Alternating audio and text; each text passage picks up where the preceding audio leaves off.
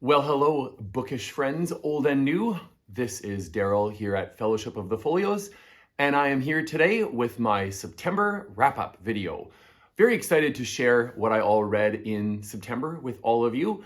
I guess we'll just dive into it. It was a little bit tricky for me to know quite how to organize this video because of one of the readathons that I participated in, but we're just going to do the best we can, and I'll make sure to list everything that I read for the month in the description box below. So welcome here if you're new, and welcome here if you're returning to my channel. Okay, so the first thing I'm going to highlight for the month of September is The Train. So The Train, as you can see, is a children's book written by Jodie Callaghan and illustrated by Georgia Lesley.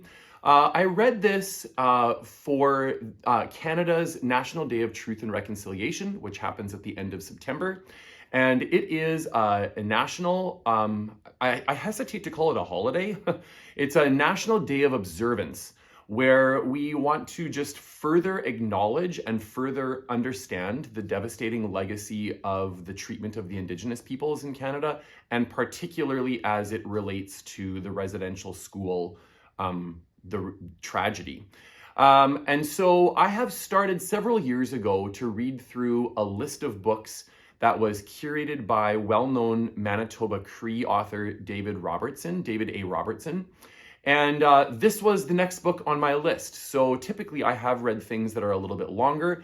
Much of the list is either nonfiction journalism or novels for either young adult or adult. But this one was one of the featured children's books on there, and so I thought I would give it a try. I really, really loved it. It is a very, very heartfelt story. Nothing surprising content-wise. It is the story of the young girl's great uncle who talks to her about his remembered experiences of the train visiting their small town, their small village at the reserve, and how they were taken kind of unannounced to the residential schools and how they were treated there. My favorite line by far of the book that was really poignant actually at the very, very end was when she asked her great uncle what he was waiting for, why he came to the railway line, or I guess sort of the ruins of the railway line because it's no longer there. And why he did that. Why did he come to the railway line? And he said, because I'm waiting for what we lost to come back. And I thought that was a really, really beautiful line that really encapsulates the history that the book is exploring and communicating, but in a really child-friendly and child-appropriate way. So I really appreciated this, and I recommend it. It's really good. Okay, the next two books that I will talk about are the spiritual growth books that I read during the month of September. I will make sure that I timestamp this video, which I have discovered recently how to do. And of course, it's this easy thing to do, but you know, it's just one of those tricks of being a booktuber that it's handy to know and you have to just discover. So if there's any point of interest in my own reading that is not a shared point of interest in your reading, you can just skip right ahead. So the two books that I read in September for part of my morning devotions and my spiritual reading, the first one is by Scott Hahn. He's a well-known American Catholic writer called The Lamb's Supper. This book was brilliant, and it largely talks about how much of the book of Revelations in the Bible is actually symbolic of and mirrored in the progression through the Mass. And then, of course, culminating with the Eucharist, the celebration of the Eucharist. I went in not fully knowing what to expect, although I have a deep respect for Scott Hahn as a teacher and as a speaker.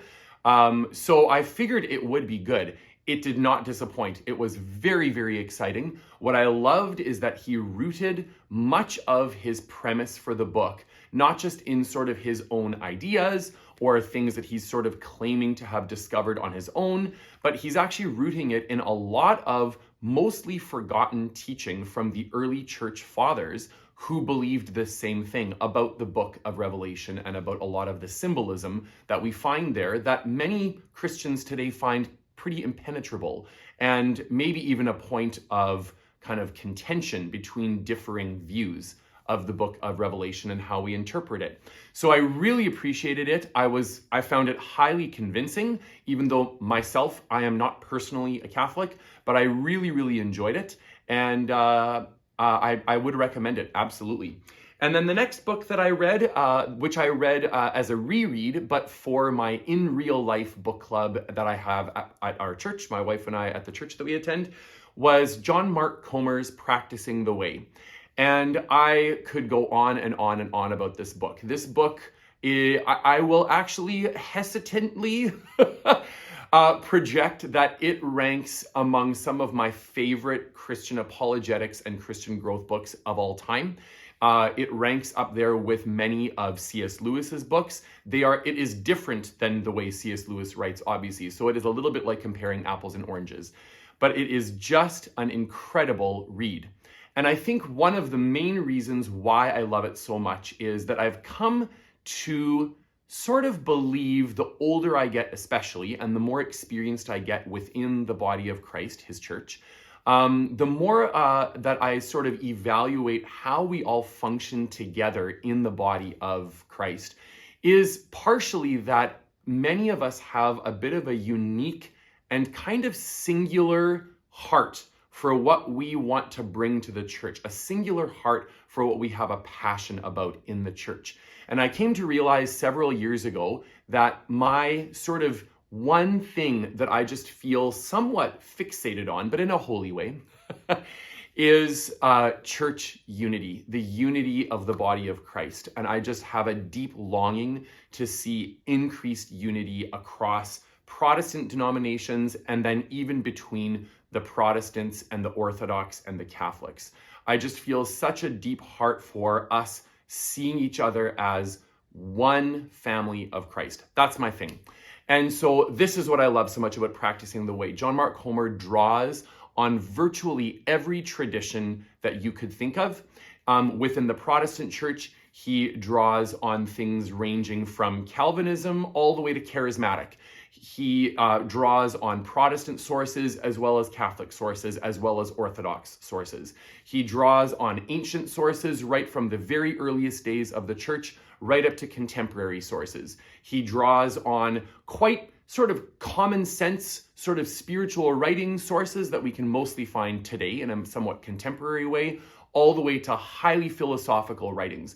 So it feels like, without in any way encumbering the message of the book by trying to include all of these really disparate sources, he brings them all together in just the most glorious and unified way.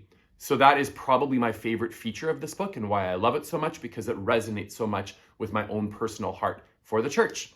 And so the book's premise is essentially to walk us through, as the body of Christ, what the difference is between simply believing in Jesus as the divine Son of God and what it means to actually follow him as a disciple of him. It is absolutely wonderful. I strongly, strongly recommend it. There are far too many quotes in the book for me to even begin to highlight them. It is one of those books that I could pretty much have highlighted the entire thing. So I didn't bother annotating. Actually, I listened to it via the audiobook that John Mark Comer, the author, reads himself. And he is a really excellent reader. He has a really great, calm, but not monotonous way of reading, so that it just really reaches the heart of the listener. I strongly recommend the book as well as the audiobook narration by Comer. Okay, so that is the spiritual reading that I wanted to share with you. And then the rest of my reading is Victorian, because that is my absolute favorite genre of literature to read. So the first thing I'm going to highlight is Charles Dickens's Our Mutual Friend. And the reason I will highlight this first and then move right along is because I just want to say that I'm reading this with Kate Howe's Patreon group, and we are reading this across the month of September and October, or Victober, right? Victober 10. So I'm not going to say anything more about this. So I read the first half of this in September, books 1 and 2, and I'm reading books 3 and 4 right now. I am incredibly excited about this, both because I am enjoying it maybe the most we will have to wait and see, out of every Dickens book that I've read so far. And I'm also simply excited because it is the last Dickens novel that I am reading for the first time. After I've read this, I will be a Dickens novels completionist. Very, very exciting. So that's Dickens. All right, and then the rest of the Victorian reading that I did for Kailey's 30 Books in 30 Days Readathon. So Kailey over at Luminous Libro, I will link her channel below. I love this readathon. This is the second year that I have participated in it, I think. And I participated in it by sort of not manipulating the prompt, but by taking one of her suggestions that if you don't want to read 30 short works in 1 month, what you can do also to participate in the readathon is to read 30 minutes of something for 30 days. And so what I decided to do in my pursuit of being a Gaskell completionist as well is that I was going to read specifically 30 minutes of Gaskell every single day. I am working my way through her very last novel as well, just like Dickens, which for me is Sylvia's Lovers, and I am loving it so much. So I will talk about that in my Victober wrap-up. But for the most part in September, I participated by reading Gaskell short stories and essays and journalism and 2 of her novellas.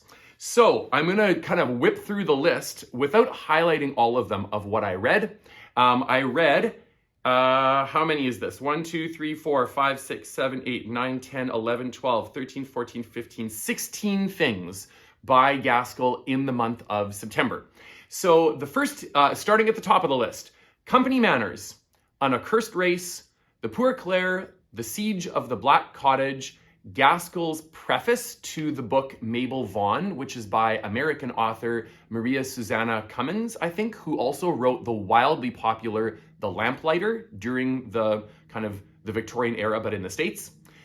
The Doom of the Griffiths, An Incident at Niagara Falls, My Lady Ludlow, Right at Last, The Manchester Marriage, Round the Sofa, The Half-Brothers, The Grey Woman, Gaskell's preface to Colonel Vecchi Garibaldi at Caprera, 6 Weeks at Heppenheim, and A Dark Night's Work.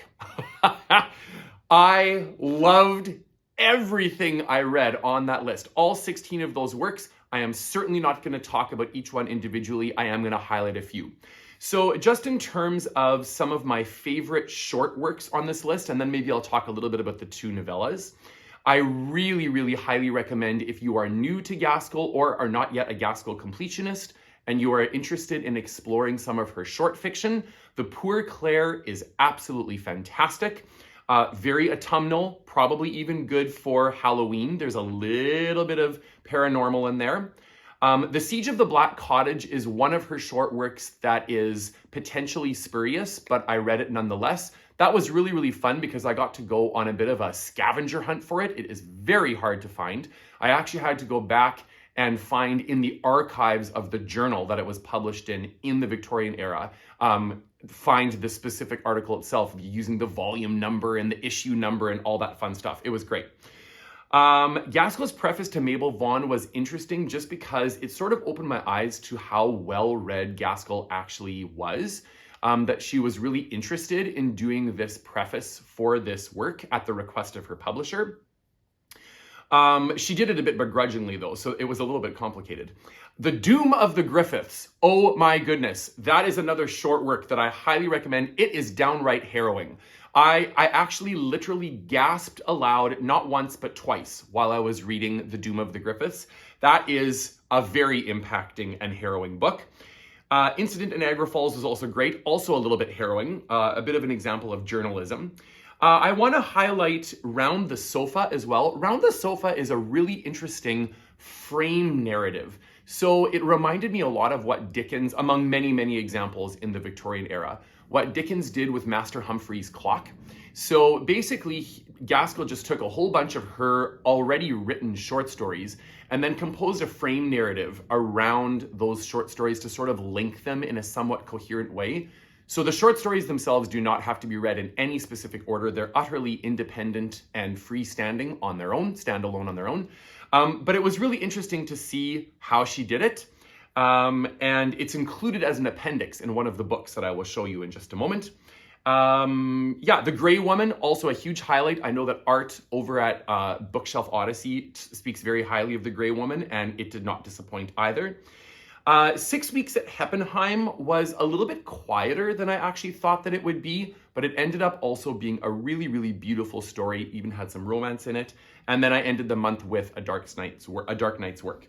Okay, so I want to highlight just a little bit of how I've been reading a lot of this Gaskell. I have had to use the odd example online, such as, the archival work that I had to dig up, and a little bit on Project Gutenberg here and there, but surprisingly little, because I happened to track down these 4 out-of-print Oxford World Classics editions of Gaskell's short works, and they contain a surprisingly large percentage of what she wrote in the short fiction genre, and even in some of the non-fiction essay sort of genres.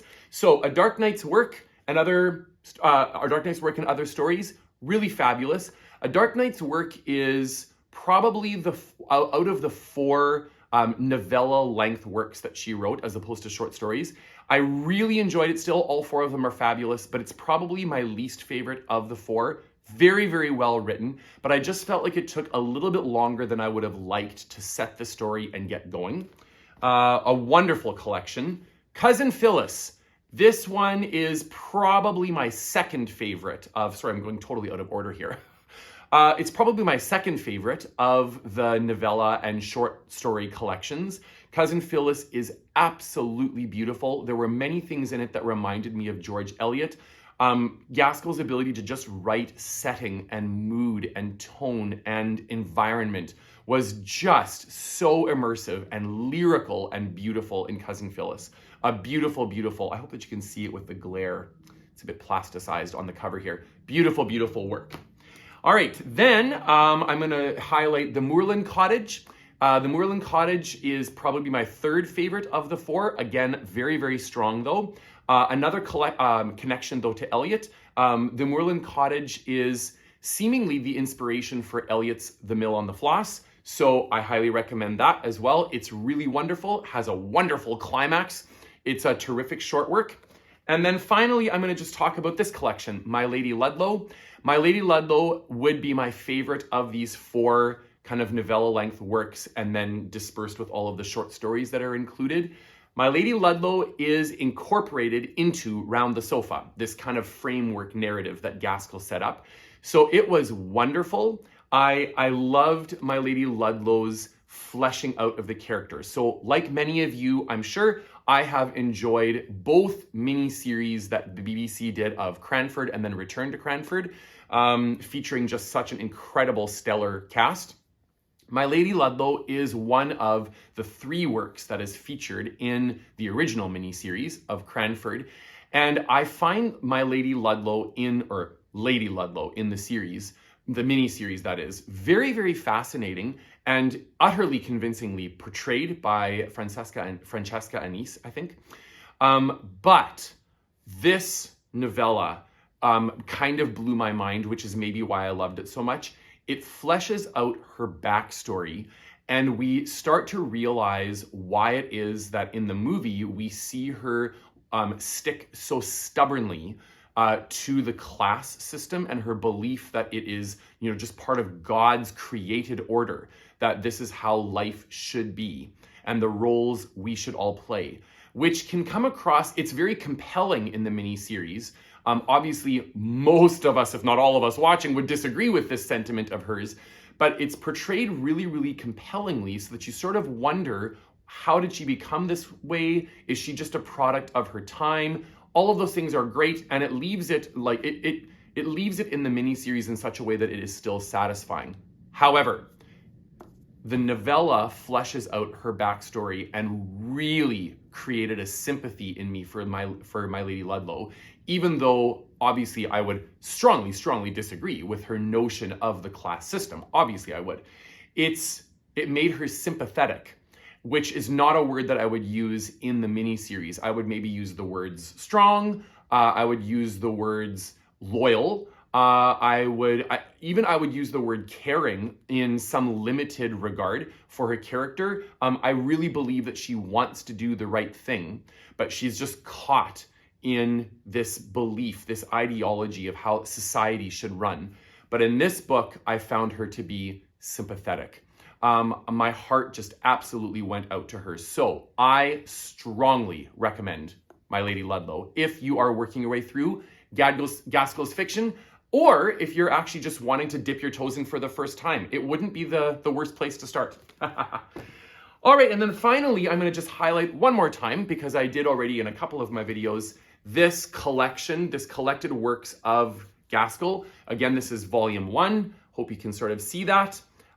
This is her early works, her personal writings, her journalism, etc. And this has been just an invaluable source for me as I'm working my way through Gaskell and working to be a Gaskell completionist. So this is the book. I hope that that's showing up clearly in the video. It's published by Pickering and Chatto. This is a very, very pricey complete series of the works of Gaskell. I got this through the University of Manitoba Library. Very, very grateful that I could just borrow it from there. It has been absolutely wonderful. So very, very grateful for it. And that, everyone, is my September wrap-up. So I would love to hear in the comments what you've been reading and what you've been enjoying. I know that we're well into Victober for many of us that are watching this video. So I look forward to hearing what things you've been reading for Victober. And until next time, we'll see you again.